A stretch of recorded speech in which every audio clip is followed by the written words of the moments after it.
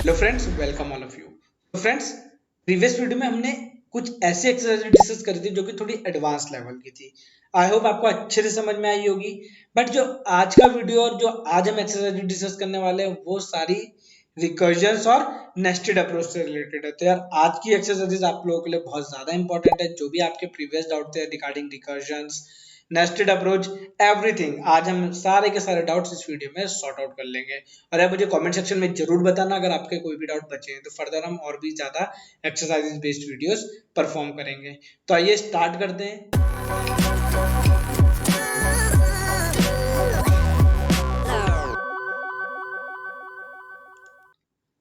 So friends, मैंने अपनी ID open कर लिया और आइए स्टार्ट करते हैं। सबसे पहले मैं आपको एक बेसिक सा कॉन्सेप्ट समझाऊंगा रिकर्जन के रिगार्डिंग। तो देखो, सबसे पहले मैंने क्या करा, एक टेस्ट फंक्शन क्रिएट कर लिया। मैंने लिखा डेफ टेस्ट। अब इस टेस्ट फंक्शन में मुझे क्या करना है, मैं ये जानूंगा कि जो मेरी डेप्थ है, डेप्थ तक जाने से पहले जो एरर आती है, उससे पहले मेरा जो फंक्शन है वो कितनी बार चलता है। तो मैंने यहाँ पर एक काउंटर लिया, c प्लस इक्वल टू 1। अब फ्रेंड सोचो कि अगर मैं यहाँ पर c को इनिशियलाइज करा देता हूँ विच इज इक्वल टू 0, यहाँ पे 1 प्लस करता हूँ, यहाँ लिखता हूँ प्रिंट c, मुझे पता चलेगा कि मेरा ये लूप कितनी, सॉरी मेरा ये जो रिकर्सिव कॉलिंग हुई है कितनी बार हुई है। नहीं चलेगा फ्रेंड्स, मैं बस आप लोगों को करके दिखा रहा हूँ सो दैट आपको समझ में आ जाए कि यार हुआ क्या एक्चुअली।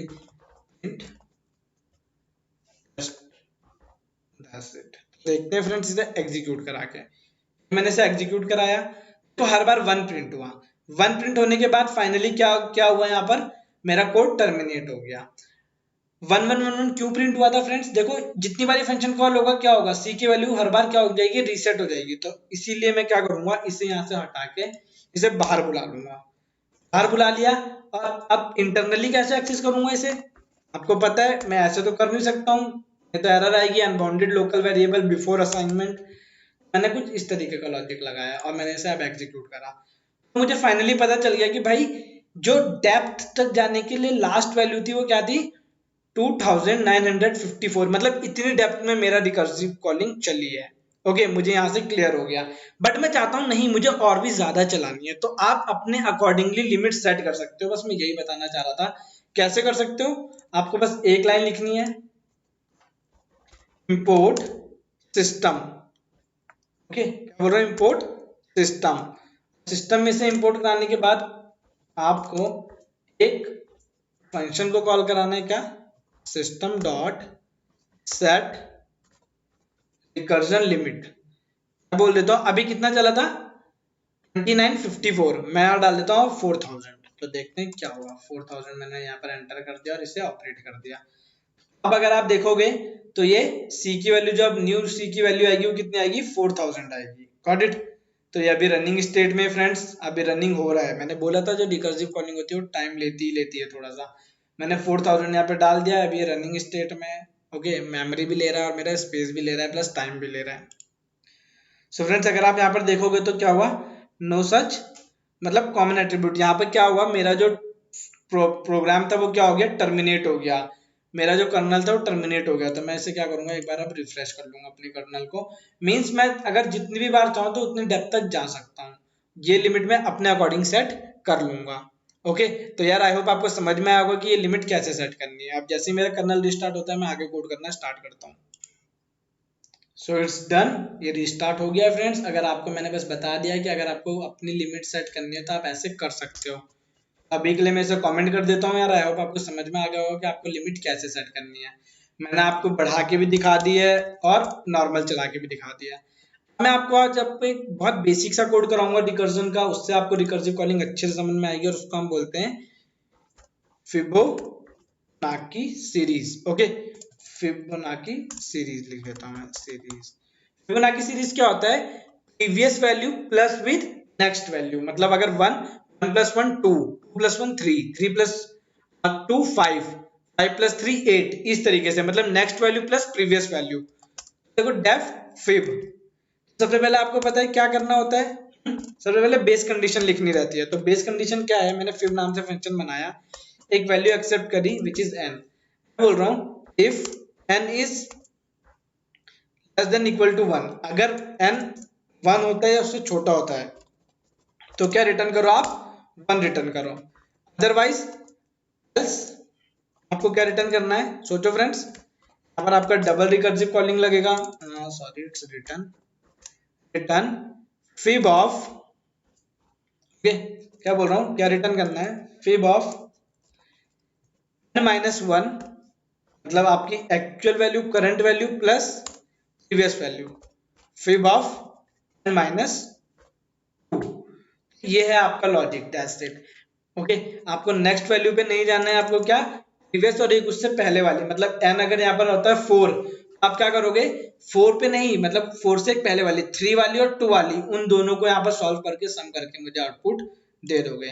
Got it. तो अभी मैं इसे यहाँ पर प्रिंट कराता हूँ, देखते हैं क्या आएगा आपका आउटपुट। मैंने यूजर से एक इनपुट लिया, int input enter, got it. तो यूजर जो भी नंबर डालेगा उसकी एक फिबोनाची सीरीज यहाँ पर प्रिंट हो जाएगी, दैट्स इट। यूजर ने इनपुट कर दिया और मुझे बस क्या करना है, इस एन को फिब में पास कर देना है, फिब ऑफ एन। वहां से प्रिंट कराऊंगा तभी मुझे आउटपुट मिलेगा, प्रिंट।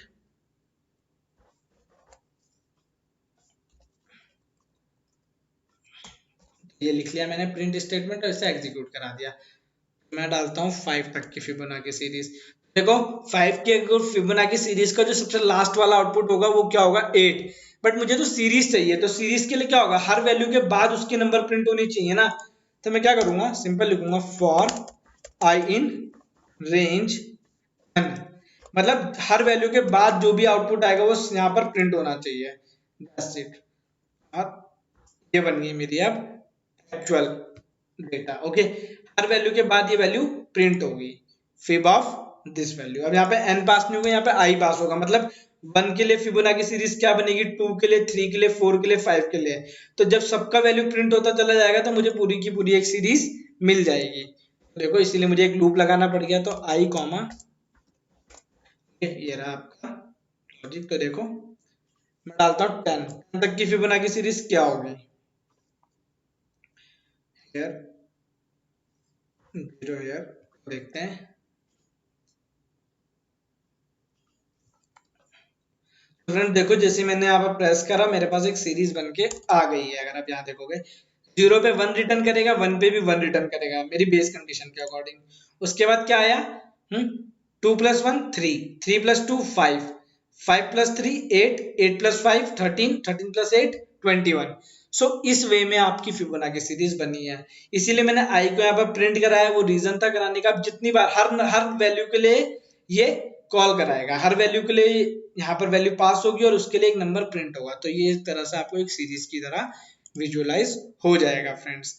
ओके, आगे देखते हैं। ये थी आपका क्या, रिकर्सिव कॉलिंग। अभी हम इस पे और भी एग्जांपल करेंगे, तो अभी के लिए मैं इसे कमेंट कर देता हूँ फ्रेंड्स। अभी हमें टाइम एंड स्पेस कॉम्प्लेक्सिटी भी ऑब्जर्व करनी है रिकर्सिव कॉलिंग में। अब इसके बाद हम करते हैं थोड़ा सा नेस्टेड अप्रोच। बोल रहा हूँ कि मैंने क्या बनाया, एक फंक्शन वेलकम।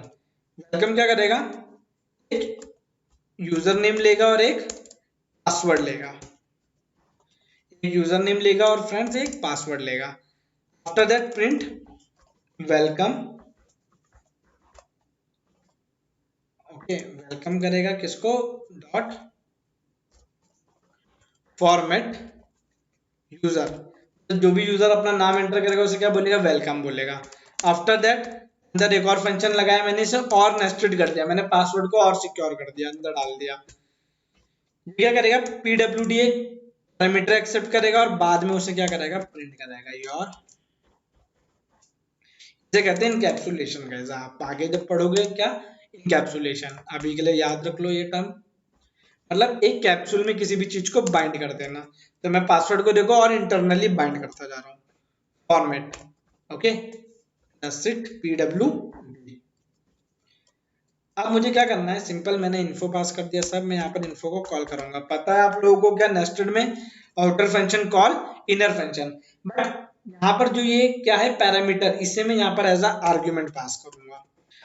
यहाँ पर यूजर जो भी यूजर और पासवर्ड एंटर करेगा, सबसे पहले पासवर्ड यहाँ आएगा, फिर यहाँ पास होगा और फिर यहाँ, और फिर यहाँ पर जाके डिस्प्ले होगा। तो देखो कितने इंटरनल जा रहा है आपका पासवर्ड। ओके वेलकम, यूजर का नाम रख लेते हैं ask it loud, ask comma password is 1 2 3 5। Name in for is not defined, obviously typing mistake. देखो आपका आउटपुट प्रिंट हो गया है। सो गाइस ये एक बेसिक सा कोड था आपका, बस नेस्टेड अप्रोच दिखानी थी इसलिए लिखा है। जो मेन एक्चुअल आपका आउटपुट है, सॉरी आउटपुट बोल रहा हूँ, जो मेन लॉजिक है वो मैं आपको दिखाऊंगा अब। ओके, मैं चाहता हूँ कि यार यूजर एक सिस्टम बनाए अपनी एज और नेम को चेक करने के लिए, मतलब एक कंस्ट्रेंट बनाना चाहता हूँ, डेफ चेक। बताता हूँ पहले यहाँ पर, लिख लेता हूँ कोड, बोल रहा हूँ डेफ चेक। सबसे पहले यूजर जो भी डेटा एंटर करेगा मैं उसे क्या करूंगा, प्रिंट डेटा। डेटा प्रिंट हो गया, इंटरनल एक और फंक्शन चलेगा, चेक फंक्शन चलेगा। चेक नेम, मतलब यूजर जो भी अपना नाम रखेगा वो चेक होगा। यहाँ पर डेटा में से मैंने नाम को निकाल लिया है, ठीक है, डेटा यहाँ पर पूरा पास करते हैं। ये जो डेटा है चेक नेम में पास हुआ। बोल रहा हूँ इफ टाइप ऑफ डेटा 0, मतलब यूजर से मैं जो भी इनपुट लूंगा वो एक लिस्ट फॉर्मेट में लूंगा गाइस, और उसे यहाँ पर सॉल्व करूंगा। बोल रहा हूँ जो डेटा के 0 वाला इंडेक्स होगा अगर वो स्ट्रिंग नहीं हुआ तो, बिकॉज जो नाम जो होता है वो स्ट्रिंग में होता है, अगर वो स्ट्रिंग नहीं हुआ तो मेरा लॉजिक क्या है, अगर वो स्ट्रिंग नहीं हुआ तो क्या बोलेगा, उसकी जगह पे क्या पुट कर देगा, इनवैलिड। ओके, मैं बस एक अपने आप से एक लॉजिक बना के आपको दिखा रहा हूँ, दैट्स इट, इनवैलिड। क्या बोल रहा है कि सपोज करो एक यूजर है, उसमें 3 एलिमेंट है, पहले वाला प्लेस पे वो नेम है, दूसरे पे एज है, तीसरे पे कुछ भी हो सकता है। मैंने बोला जो पहले वाला प्लेस है अगर वो स्ट्रिंग नहीं हुई तो वो क्या बोलेगा, इनवैलिड बोलेगा। After that check underscore age, क्या चेक होगी उसके बाद, एज चेक होगी। इसमें भी मैंने डेटा पास करा, डेटा पास करने के बाद भी बोलेगा इफ टाइप ऑफ, हाँ इसे मैं ऐसे लिखता हूँ थोड़ा, इफ टाइप ऑफ डेटा 1, 0 पे क्या था आपका नेम, 1 पे क्या होगा आपका एज, क्या होनी चाहिए, इंट होनी चाहिए। अगर इंट ना हो तो क्या होनी चाहिए, फ्लोट, या तो इंट या तो फ्लोट। तो मैं क्या लगाऊंगा फ्रेंड्स, या तो का मतलब होता है और में मुझे क्या लगाना है, टाइप ऑपरेटर। मैंने यहाँ पर लगा दिया ये पाइप ऑपरेटर। मैं बोल रहा हूँ या तो इंट होनी चाहिए या तो फ्लोट, तो type of what, data friend, type of data, type of data 1। Same condition है, एक बार आपकी इंट के लिए चेक हो रही है और दूसरी बार आपकी फ्लोट के लिए चेक हो रही है। देखो equal equal float, that's it. और ये एक ब्रैकेट एक्स्ट्रा लग गया मेरे ख्याल से, देखते हैं जो ये बन गया आपका लॉजिक, यहाँ रेडी है।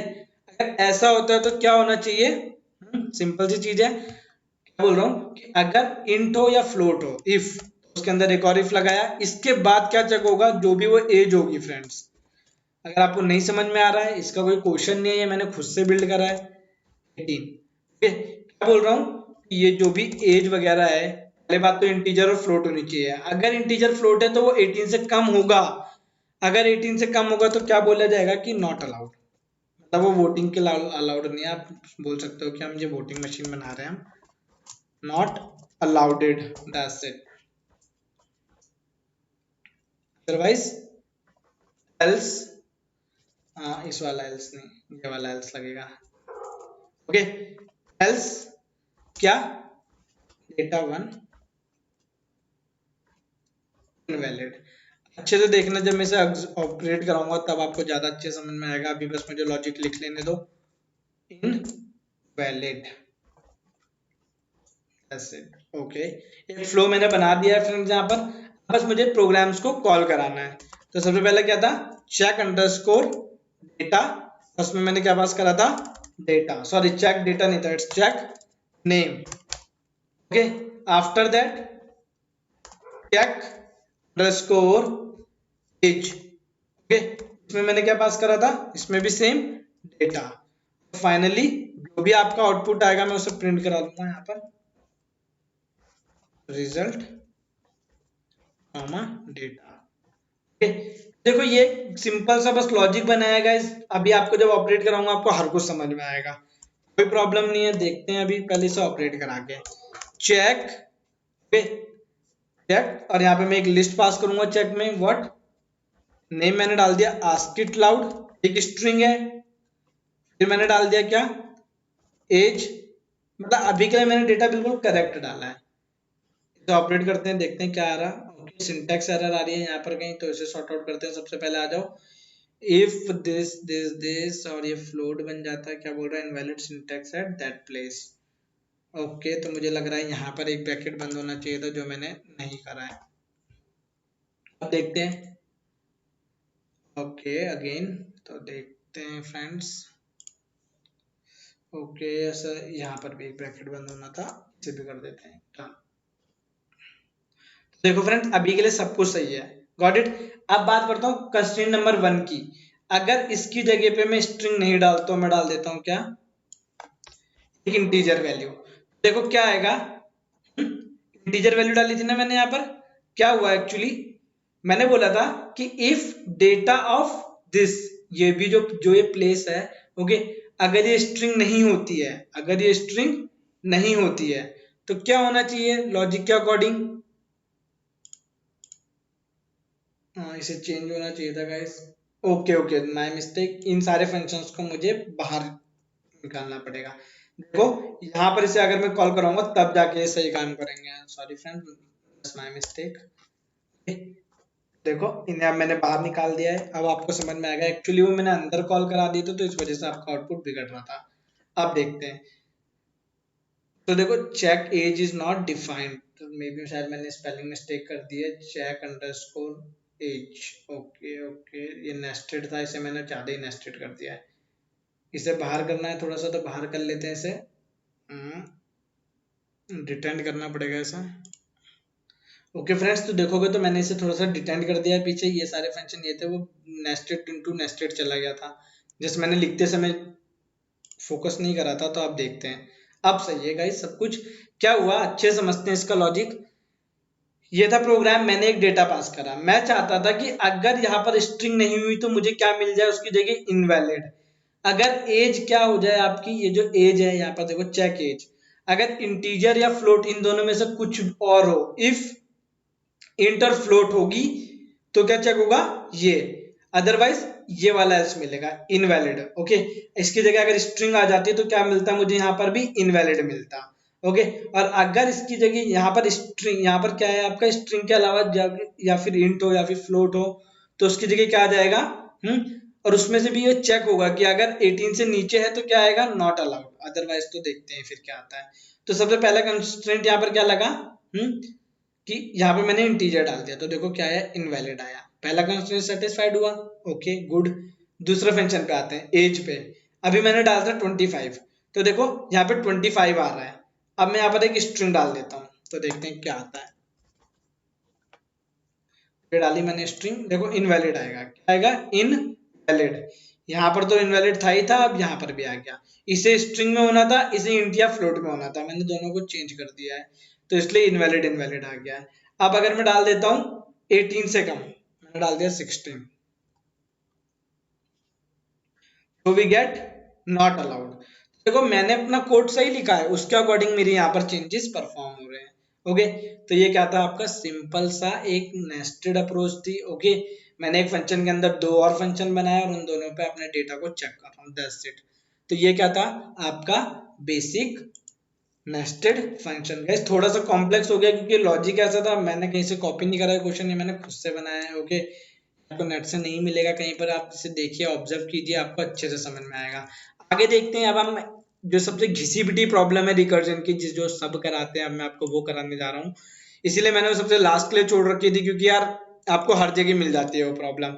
और उसका नाम क्या है फ्रेंड्स, उसका नाम है recursive factorial. Okay, factorial using recursion. अब आपको पता है फैक्टोरियल होता क्या है, तो यार मुझे, मैं आप लोगों का टाइम तो नहीं वेस्ट करूंगा उसे उस पर इतना देकर, बट हाँ मैं आप लोगों को सिंपल और डायरेक्टली समझा दूंगा with the help of recursion कि फैक्टोरियल होता क्या है। और उसी के साथ हम ये भी ऑब्जर्व करेंगे कि टाइम और स्पेस कॉम्प्लेक्सिटी क्या होती है आपके फंक्शन की, ओके, रिकर्सिव फंक्शन की। तो देखते हैं, आ जाओ फ्रेंड्स, इसे मैं रिफ्रेश कर देता हूँ एक बार, काफी ज्यादा लिखा है।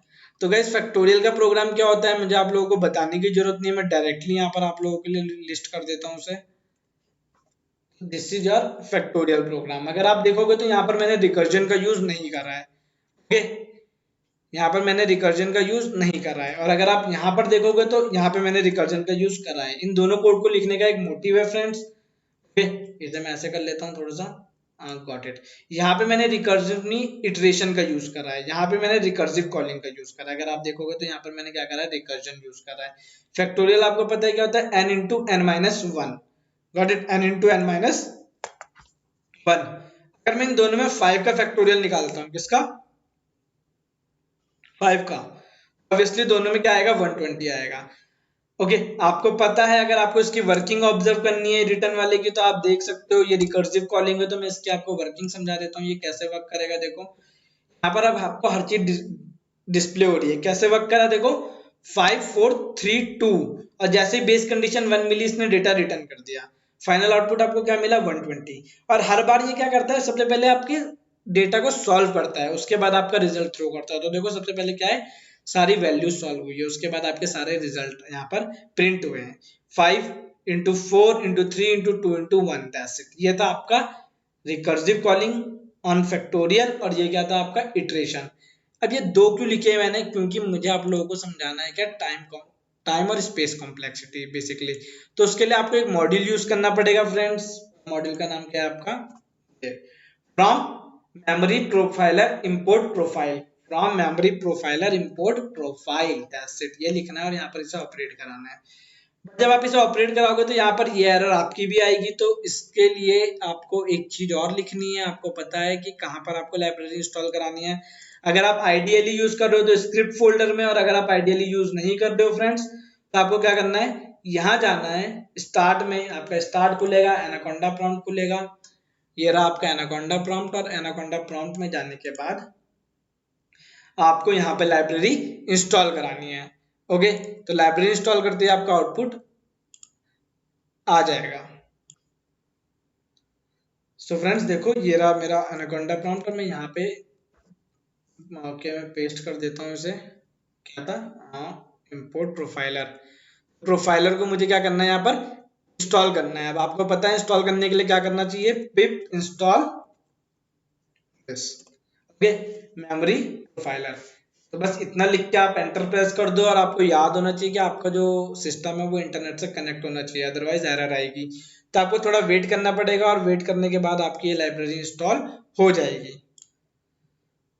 तो आप लोगों को दिख रहा होगा सक्सेसफुली इंस्टॉल्ड। इसे मैं अभी के लिए मिनिमाइज कर देता हूँ और अब इसे ऑपरेट कराता हूँ। तो देखो जब मैंने इसे ऑपरेट कराया, मतलब मेरी ये लाइब्रेरी मैंने इंपोर्ट करा लिया है। अब मुझे क्या करना है, इन दोनों के ऊपर क्या लगाना है, @प्रोफाइल, ये डेकोरेटर है। अब आप लोगों को नहीं पता है अभी कि डेकोरेटर होता क्या है फ्रेंड्स। ओके अभी के लिए मैं आप लोगों को बताऊंगा भी नहीं कि डेकोरेटर होते क्या है, क्यों, क्योंकि इसके बाद जब नेक्स्ट टॉपिक डिस्कस करने वाले हैं फंक्शंस में, वो डेकोरेटर्स है, तो वहां पर हम उन्हें अच्छे से समझेंगे। अभी के लिए मैं इसे ऑपरेट कराता हूँ और आप लोगों को पता चलेगा कि कौन सा कितना मेमोरी ले रहा है। तो अभी के लिए मैं इसे आप लोगों के सामने कर देता हूँ। अब आपको पता चलेगा कि आपकी कितनी मेमोरी कौन खा रहा है। देखो गाइस लाइन नंबर 56 पे कौन है, इटरेशन वाला है, 118 MB ले रहा है ये। ओके हर लाइन पे आपको पता चल जाएगा कि कौन सा वाला कितना मेमोरी खा रहा है। Got it. ये इतनी बार चलाओ खत्म, इसने एक बार में इतना इटरेशन कराया और आपको आउटपुट दे दिया। बट जब रिकर्सिव कॉलिंग स्टार्ट हुई तो देखो एक बार चला, 2 बार चला, 3 बार, 4 बार। ओके तो जितनी बार उसका फंक्शन कॉल कराएगा वो उतनी बार आपकी 118 MB की मेमोरी खर्च करेगा। आप ऐसा समझ सकते हो। तो 4 बार चला तो देखो ये तो 1 टाइम चला सिर्फ, और ये इसके कंपैरिजन में 4 टाइम एक्स्ट्रा मेमोरी ले रहा है। ओके क्यों क्यों बोल रहा हूँ ऐसा, क्योंकि 4 बार कॉल हुआ है। देखो ये तो इन्हें एक बार में चल के अपना आउटपुट दे दिया। ये एक बार चला, 2 बार चला, 3 बार चला और 4 बार, तो और फाइनल लास्ट में आपको 120 आउटपुट दिया। तो यहाँ से मुझे पता चलता है कि जो मेरा रिकर्सिव कॉलिंग है वो ज्यादा मेमोरी लेता है as compared to iteration. So friends ये था आपका प्रॉपर, मैंने आपको सब कुछ समझा दिया है। आई होप आपको समझ में आओगे कि रिकर्सिव कॉलिंग क्या होती है, उसकी मेमोरी आप कैसे देख सकते हो।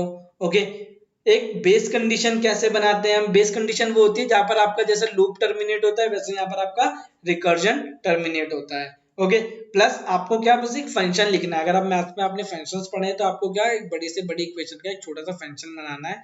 उस फंक्शन में आप जो भी वैल्यू डालोगे आपको आउटपुट मिल जाएगा। दैट्स इट, सिंपल लॉजिक है। सो फ्रेंड्स इस वीडियो में इतना ही यार। नेक्स्ट वीडियो में हम कुछ नए टॉपिक डिस्कस करेंगे। एक्सरसाइज वीडियो यहीं पर खत्म होती है सीरीज।